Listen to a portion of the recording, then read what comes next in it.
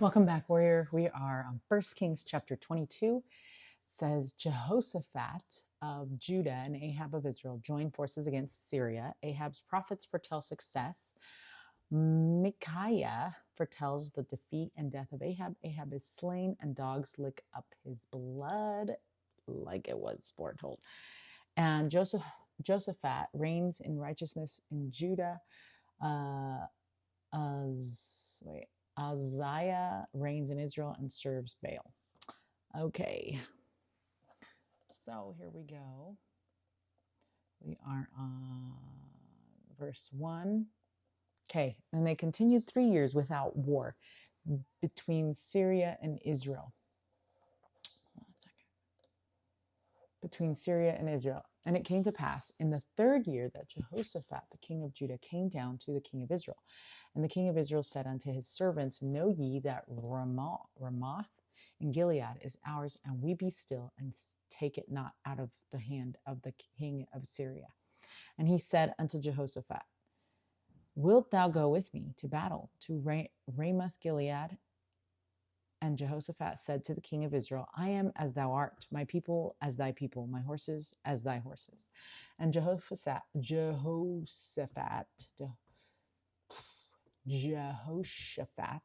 said unto the king of Israel, Inquire, I pray thee, at the word of the Lord today. Then the king of Israel gathered the prophets together, about 400 men, and said unto them, Shall I go against Ramoth Gilead to battle, or shall I forbear? And they said, Go up, for the Lord shall deliver it into thy hand of the king. I'm trying to center it, but it's hard. Okay, and Jehoshaphat said, Is there not here a prophet of the Lord besides, that we might inquire of him? And the king of Israel said unto Jehoshaphat, There is yet one man, Micah the son of Imlah. Oops, I have started that. Anyway, the son of Imlah, by whom we may inquire of the Lord. But I hate him, for he doth not prophesy good concerning me, but evil. And Jehoshaphat said, Let not the king say so.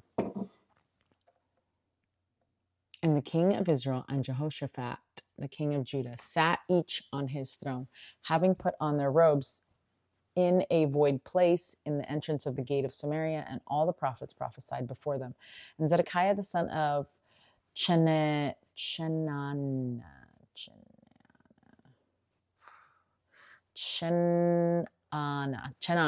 made him horns of iron. And he said, Thus saith the Lord, with these shalt thou push the Syrians. Push the Syrians until thou have consumed them. Don't you hate when you feel your face and you're like, oh, I feel stuff, like bumps. And then I'm like, I need to pick at those. But don't pick at those. Verse 12, and all the prophets prophesied, so saying, Go up to Ramoth Gilead and prosper, for the Lord shall deliver it into the king's hand. And the messenger that was gone to call Micaiah spake unto him, saying, Behold, now the words of the prophets declare good unto the king with one mouth. Let thy word, I pray thee, be like the word of one of them, and speak that which is good. And Micah said, As the Lord liveth, what the Lord saith unto me, that will I speak. So he came to the king, and the king said unto him, Micah, shall we go against Ramoth Gilead to battle, or shall we forbear? And he answered him, Go and prosper, for the Lord shall deliver it into the hand of the king. So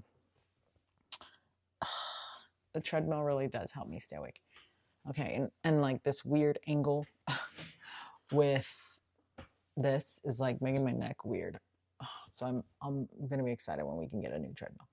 And the king said unto him, How many times shall I adjure thee that thou tell me nothing but that which is true in the name of the Lord? And he said, I saw all Israel scattered upon the hills as sheep that have not a shepherd. And the Lord said, These have no master. Let them return every man to his house in peace. And the king of Israel said unto Jehoshaphat, Did I not tell thee that he would prophesy no good concerning me, but evil? Okay, so we're at the end of verse 18. Okay, so King Jehoshaphat,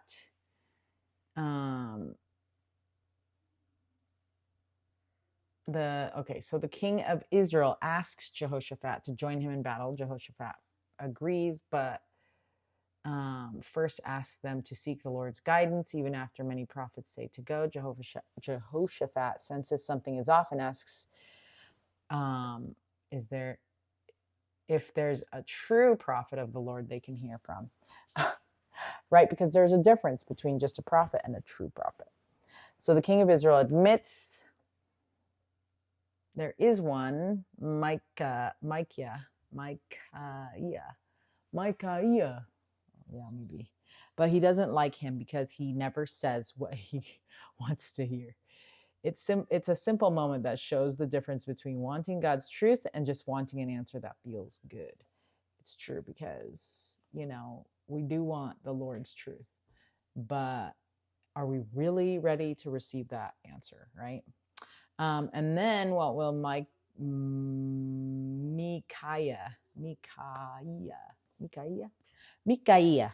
I need to go read this in Spanish. I wonder if it's pronounced different. Micaiah, because Micah sounds like a weird name, but maybe I need to type it into the Google and see what it says. Old Testament prophet name. Okay. Micaiah. Okay, hold on. We are looking at how to pronounce this name. Can you hear this? Which is the name of a prophet in the Hebrew Bible, the son of Imla. How do you go about pronouncing this name? Micaiah. Micaiah. Micaiah. How to pronounce many names. I don't need more names. Just Micaiah. Okay, Micaiah. Okay. Let's not butcher this poor prophet's name anymore. Okay. So here we see that King Ahab surrounds himself with many prophets who all tell him exactly what he wants to hear, that he'll be successful in battle. Even the messenger sent to Micaiah encourages him to go along with the crowd.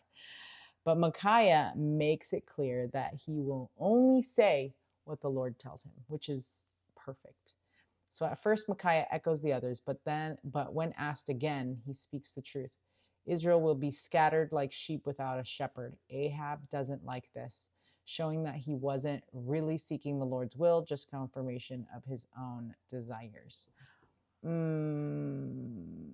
Yep. So where were we? Verse 18. Yeah, because it says, verse 17, and he said, I saw all Israel scattered upon the hills as sheep that have no shepherd. And the Lord said, these have no master. Let them return every man to his house in peace. And the king of Israel said unto Jehoshaphat, did I not tell thee that he would prophesy no good concerning me, but evil? He's like, see, I told you, you did not want the prophet to talk to you. He was just going to be negative. But it's not that he's negative. It's that he's telling the truth. So what is it about the truth that we can't handle? Is it because it makes us feel like we're out of control? Even though what's interesting about that is that you are literally in control. And so, so just because someone prophesies something doesn't necessarily, if it's a prophet, obviously, and the Lord's telling you that. But there's things that are in your control, right? And what if he's prophesying those things if we continue on the path, but instead, if we choose to be, if we choose to keep commandments, remember, because the Lord does prophesy and tell us that the consequence of not keeping commandments means that we're not going to be prosperous in the land. So if we don't keep commandments and then we're not prosperous in the land, we know that that was our own fault. But it's more of a warning. So what if we see, like, when we are keeping commandments, we are prospering in the land. So we just need to keep keeping the commandments so we can continue to prosper in the land, so that the other prophecy of when we don't keep commandments doesn't come true. Do you see how that works? Anyway, so verse 19, and he said, hear thou therefore the word of the Lord. I saw the Lord sitting on his throne, and all the hosts of heaven standing by him on his right hand and on his left. And the Lord said, who shall persuade Ahab that he may go up and fall at Ramoth Gilead? And one said, on this manner, and another said, on that manner. And there came forth a spirit and stood before the Lord and said, I will persuade him. And the Lord said unto him, wherewith? And he said, I will go forth, and I will be a lying spirit in the mouth of all his prophets. And he said, thou shalt persuade him, and prevail also. Go forth and do so. Now therefore, behold, the Lord hath put a lying spirit in the mouth of all these thy prophets, and the Lord hath spoken evil concerning these. But Zedekiah the son of Chenana went near and smote Micaiah on the cheek and said, which way went the Spirit of the Lord from me to speak unto thee? And Micaiah said, behold, thou shalt see in that day, when thou shalt go into an inner chamber to hide thyself. And the king of Israel said, take Micaiah and carry him back unto Amon, the governor of the city, and to Joash the king's son, and say, thus saith the king, put this fellow in prison and feed him with bread of affliction and with water of affliction until I come in peace. And Micaiah said, if thou return at all in peace, the Lord hath not spoken by me. And he said, hearken, O people, every one of you. So the king of Israel and Jehoshaphat, the king of Judah, went up to Ramoth Gilead. And the king of Israel said unto Jehoshaphat, I will disguise myself and enter into the battle, but put thou on thy robes. And the king of Israel disguised himself and went into battle. But the king of Syria commanded his 32 captains that had rule over his chariots, saying, fight neither with small nor great, save only with the king of Israel. And it came to pass, when the captains of the chariots saw Jehoshaphat, that they said, surely it is the king of Israel. And they turned aside to fight against him. And Jehoshaphat cried out. And it came to pass, when the captains of the chariots perceived that it was not the king of Israel, that they turned back from pursuing him. And a certain man drew a bone at a venture, and smote the king of Israel between the joints of the harness. Wherefore he said unto the driver of his chariot, turn thine hand and carry me out of the host, for I am wounded. And the battle increased that day. And the king was stayed up in his chariot against the Syrians, and died at even, and the blood ran out of the wound into the midst of the chariot. And there went a proclamation throughout the host about the going down of the sun, saying, every man to his city, and every man to his own country.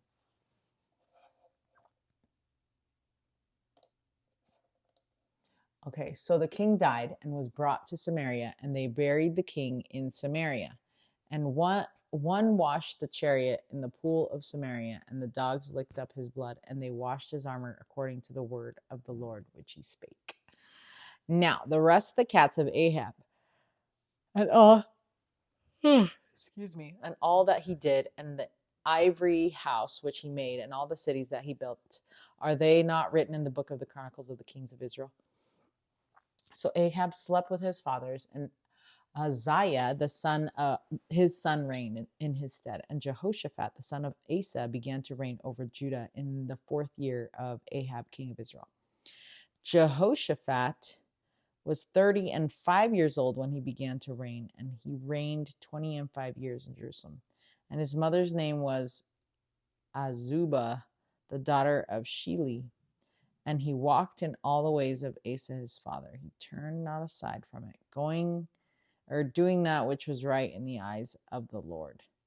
Nevertheless, the high places were not taken away, for the people offered and burnt incense yet in the high places. And Jehoshaphat made peace with the king of Israel. What happens with my eyes is they start going like this when I'm reading, because of my astigmatism. After reading so many times like this, my eyes think, oh, we're going to do this. Anyways, and so then it makes me really sleepy. Now the rest of the acts of Jehoshaphat and his might. Excuse me. And he showed, and his might that he showed, and how he warred, are they not written in the book of the Chronicles of the kings of Judah? And the remnant of the Sodomites, which remained in the days of his father Asa, he took out of the land. There was then no king in Edom, a deputy was king. Jehoshaphat made ships of Tarshish to go to Ophir for gold, but they went not, for the ships were broken at Ezion Geber. Then said Uzziah, the son of Ahab, unto Jehoshaphat, let my servants go with thy servants in the ships. But Jehoshaphat would not. And Jehoshaphat slept with his fathers and was buried with his fathers in the city of David his father. And Jehoram his son reigned in his stead.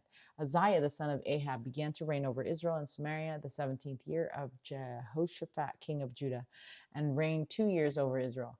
And he did evil in the sight of the Lord, and walked in the way of his father, and the way of his father, and in the way of his mother, and in the way of Jeroboam the son of Nebat, who made Israel to sin. For he served Baal and worshipped him, and provoked to anger the Lord God of Israel, according to all that his father had done. Okay. Oof, that is it for the reading. Okay. So, the death of King Ahab. So, the part of the story that shows what happens when someone continues to reject the Lord's truth. Micaiah explains that Ahab's prophets are not speaking for God, and Ahab is being allowed to follow a path shaped by false voices. Instead of listening, Ahab reacts with anger. Micaiah is smote and thrown into prison for telling the truth. Even then, Micaiah calmly testifies that the outcome will prove whose words are truly from the Lord. Ahab still goes into battle, trying to avoid the prophecy by disguising himself. But despite his efforts, the prophecy is fulfilled. He is struck in what seems like a random moment and eventually dies. It is a sobering reminder that ignoring the Lord's warnings doesn't change the outcome. We can't outmaneuver God, but we can choose to listen to him, trust him, and be guided safely by him. Okay, and now we get to read the Read It Live It for 1 Kings chapter 22. And then guess what? We get to be in the other chapters. Oh, actually, let me finish reading this part of Elijah's prophecy fulfilled. So the last few verses in Kings 1 wraps up Ahab's story and shows the fulfillment of the Lord's word.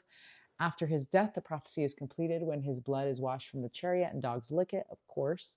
Sobering reminder that the Lord's words always come to pass. Ahab's life is summarized briefly, and his son continues in his place. We're then introduced to Jehoshaphat, king of Judah, who generally follows the Lord and tries to do what is right, though not perfectly, obviously. In contrast, Ahab's son, Uzziah, continues in the same sinful patterns as his parents, turning to false gods and leading Israel further away from the Lord. Altogether, this ending shows two different paths. One of trying to follow the Lord, even with imperfections, and one of continuing to sin. It's a reminder that our choices do matter, and that the direction we choose doesn't just affect us, but can influence those who come after us as well. Okay, now we're going to read this, and then we're going to be done because it's so sleepy. Okay, and if you're wondering, I own a print shop, plus this is all my book notes and stuff for our letters from Battlefield. In case you were wondering, you can go to warriorletters.com. It's basically healing snail mail. Snail mail that can heal. Okay. So, sorry. Did I read this one? Yeah. This is the one I was showing. Okay. So it says, what the Lord saith unto me, that will I speak. So Micaiah stood alone, speaking truth, even when the crowd said otherwise, even when the crowd wanted otherwise. He spoke what God wanted. Speak truth anyway. Oh, but it's so hard, right? The wicked take the truth to be hard.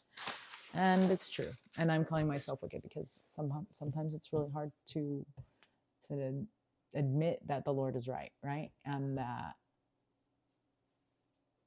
what he says is going to happen and is true. So, okay, until when's our next one? What's our next one? Until 2 Kings chapter 2. Stay strong, warrior.